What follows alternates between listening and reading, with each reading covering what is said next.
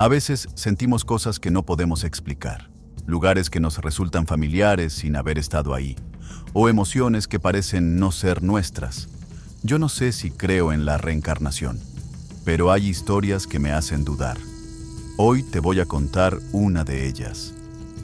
La historia de Sara, una mujer que, bajo hipnosis, recordó una vida como esclava, en otro cuerpo, en otro siglo. No intento convencerte de nada, solo quiero que escuches. Tal vez algo en ti también reconozca ese eco.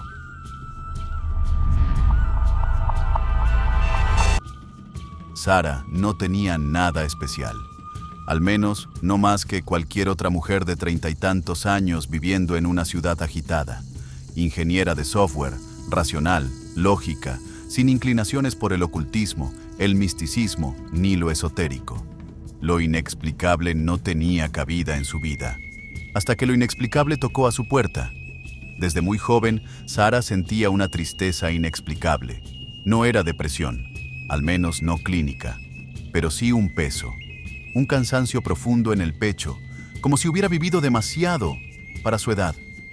Y estaba esa sensación, ese miedo sin nombre que la perseguía en sueños. Soñaba con cadenas, con barro bajo los pies, con manos pequeñas aferrándose a las suyas en medio de la oscuridad. A veces soñaba que corría, otras que se escondía, pero siempre había una constante: el miedo y un calor húmedo, sofocante, como el de los campos del sur en verano. De día, los síntomas eran más sutiles pero igual de desconcertantes. Evitaba multitudes, odiaba el sonido de los trenes, especialmente cuando pasaban cerca de fábricas viejas, y algo inexplicable le pasaba cuando oía ciertos acentos del sur de Estados Unidos. Sentía una angustia que no podía racionalizar. Acudió a psicólogos. Probó con terapia cognitivo-conductual, meditación, incluso fármacos. Nada parecía llegar a la raíz de esa sensación de desarraigo, hasta que, en una conversación casual, una colega le habló de la hipnosis regresiva. «No pierdes nada con intentarlo», le dijo. Y tenía razón. Sara aceptó más por desesperación que por creencia. La idea de explorar vidas pasadas le parecía absurda, casi ridícula, pero cuando uno ha agotado todas las respuestas lógicas, está dispuesto a mirar incluso en lo imposible. En la primera sesión no pasó nada relevante, solo una sensación de relajación profunda y algunos recuerdos borrosos de la infancia. Pero en la segunda, todo cambió. Su voz cambió. Quienes estaban en la sala lo sintieron. No fue una actuación, no era teatro. Algo dentro de Sara se quebró o se abrió. Su tono se volvió más grave, sus palabras más pausadas, como si cada sílaba saliera de un lugar profundo y antiguo. Dijo que se llamaba Maya. Tenía 19 años. Vivía en una plantación, una cabaña de madera. Había olor a humo y a barro. Hablaba de campos que no terminaban nunca, de jornadas eternas bajo el sol, de un vestido gastado, de pies descalzos, de miedo. No podía decir qué año era, solo que el amo había comprado a su familia cuando ella tenía 7, que trabajaba recogiendo algodón junto a su hermana pequeña, Lila, que dormían juntas en una manta rota, que a veces había pan, otras solo agua turbia. Narraba todo en presente, como si lo estuviera viviendo otra vez. Como si Maya no fuera un recuerdo, sino una conciencia viva dentro de Sara. Su postura corporal también cambió. Se encogía, temblaba, se abrazaba a sí misma. Y luego, el momento que partió el corazón de todos los presentes. Maya contaba cómo se llevó a cabo la venta de su hermana. El capataz había dicho que Lila era fuerte, que rendía bien y que convenía venderla ahora, antes de que creciera más. Maya lo escuchó desde la ventana. Corrió. Intentó frenarlos. Suplicó. Pero nadie la escuchó. Lila fue llevada una tarde cualquiera, entre gritos. Esa fue la última vez que la vio. Sara, todavía bajo hipnosis, lloraba desconsoladamente. No lágrimas de nostalgia. Lloraba como quien revive un trauma, como quien acaba de perder algo esencial. Era un dolor primario, visceral. El terapeuta intentó guiarla con preguntas, pero ella no respondía. Solo murmuraba el nombre de su hermana una y otra vez. Lila, Lila, Lila. Cuando volvió en sí, no recordaba todo con claridad, pero algo dentro de ella había cambiado. Dijo sentirse aliviada, vacía, pero también más liviana, como si al haber recordado a Maya, también la hubiera liberado. ¿Qué explicación lógica tenía esto? Ninguna. Al menos no desde la ciencia tradicional, pero el impacto era real. Sara comenzó a soñar con menos frecuencia. Ya no evitaba tanto el transporte público. Comenzó incluso a leer sobre historia afroamericana, sobre esclavitud, sobre el siglo XIX. Se sentía extrañamente conectada con un pasado que no era suyo. O sí lo era.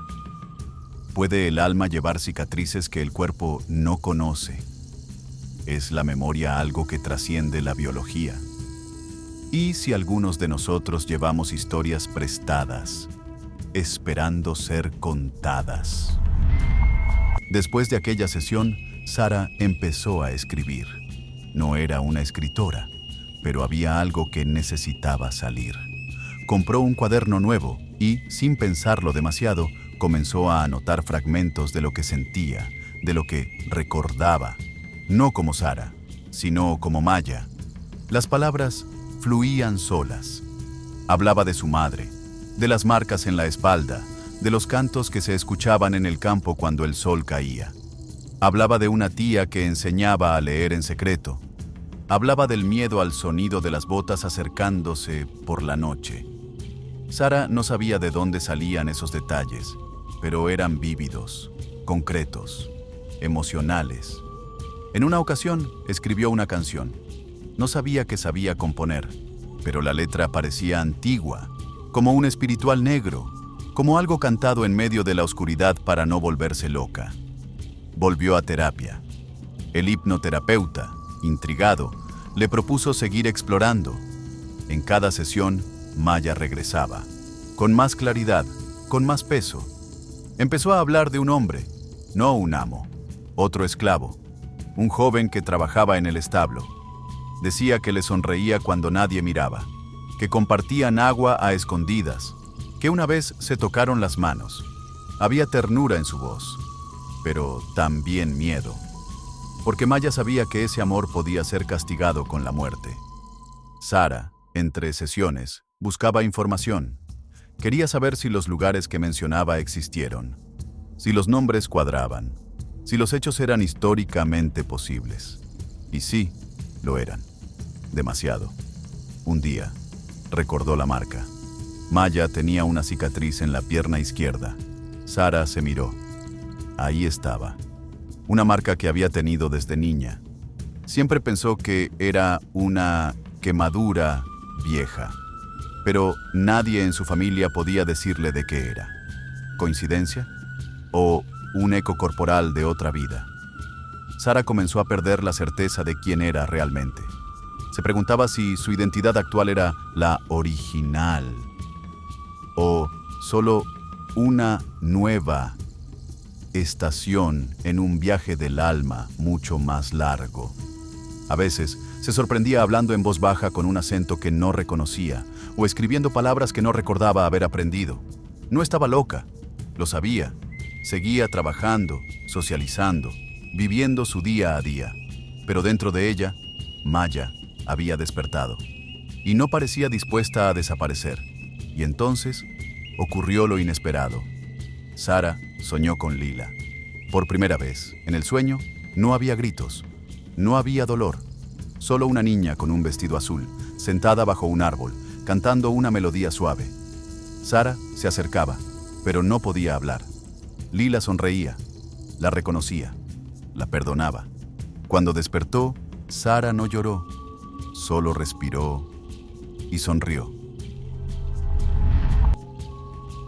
Sara decidió viajar. no por capricho, sino por necesidad. Quería buscar respuestas donde los recuerdos la guiaban. Tomó un vuelo hacia Luisiana, una región que nunca había visitado, pero que Maya mencionaba a menudo en sus sesiones. Había una plantación convertida en museo cerca de Baton Rouge. No sabía por qué, pero algo en su interior le decía que debía ir allí. Al llegar, sintió un escalofrío. El camino de tierra, las casas de madera, los árboles cubiertos de musgo colgante. Todo le resultaba familiar. No era déjà vu, era reconocimiento. Entró en una de las antiguas cabañas. Las paredes hablaban en silencio. En una esquina, vio una manta parecida a la que había descrito en las sesiones.